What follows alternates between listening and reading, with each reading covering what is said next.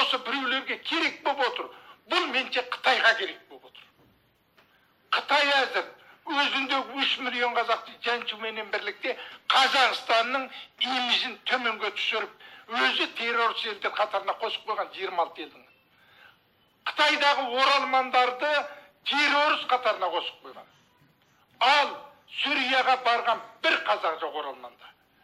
Қажыға барып, сонда қалып террористік ұйымға қатынасқан бір қазақ жоқ. Бұны Қазақстан ішкі істер министрі, сыртқы істер министрі адақтап қолға қағаз берді. Бір қазақ жоқ. Ондай болса бейшара қазақтың сонша мұңын көтеріп жүрген, осы бір чырылдап, жылап жүрген, қалтасынан ақша шығарып, 100 жетімге көмек беріп жүрген бейшара жігітті осынша жаншып түрмеге жабылды. Ақылға сыяма? Не кінәсі бар? Ол не істеп қойды?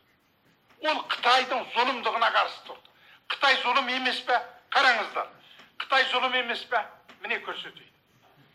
Міне, мұнан түсіріңіз. Міне. Міне. Жап-жас Қытайдың 17 жасқа келмеген қызды 2 қолын аспаққа асып қойып міне. Осы қызда қандай кінә бар мына қазақтың қызында? Міне Қытай істеп жатыр. Осы қыздың не кінәсі бар? Көріңіздерші. Адам жылайды міне жерде.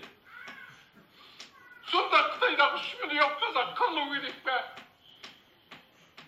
Нұрсұлтан Әбішұлы Назарбаев әр қазақ менің жалғызым деді. Сол жалғызымыз Қытайда қырылу керек пе? Оны құтқаратын жалғыз Атажұрт еріктілер, оның басшысы Серікжан Біләшұлы тұтқындайтындай қандай қорлық мынау. Бұған кім шыдайды? Бойында қаны жаны бар адам шыдай ма? Айтыңыздаршы. Бұл не деген қорлық? Бұл не деген қорлық? Бұдан қорлық өтпейді. Оның қылмысы жоқ. Серікжан Біләшұлы Қытайдың зұлымдығына қарсы күрес. Қытайдағы 3 миллион қазақты біз құтқармасақ ертең кеш қаламыз. Осы Серікжан Біләшұлы ұсталғаннан бері қанша қазақ Қытайда өліп кетті кім біледі? Соңсыз қалды. Міне жылап отырсыздар, көрсетің аларды. Ана қыз неге жылап отыр? Бұл қандай қиын нәрсе бұл? Сонда біздің Қазақстан мемлекетіндегі кейбір қатысты органдардың адамдары қазаққа жаны ашымай ма? Қазаққа жаны ашымай ма? Қазақ деген бір тұлға, оны бөлуге болмайды. Сен Қытайдығы, сен Оралман, мен Месни деп, бәрі бір қазақ. Бәрінің тілеуі бір Қазақстан тәуелсіздік жасасын.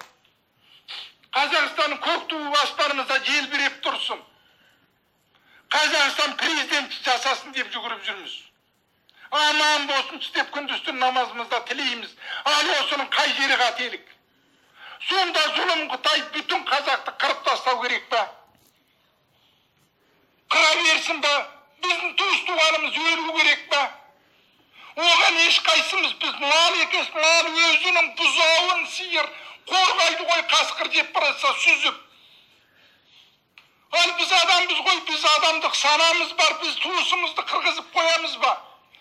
Біз көтеріліс жасаған жоқ қой, Серікжан Біләшұлы, оралмандар жинап ап.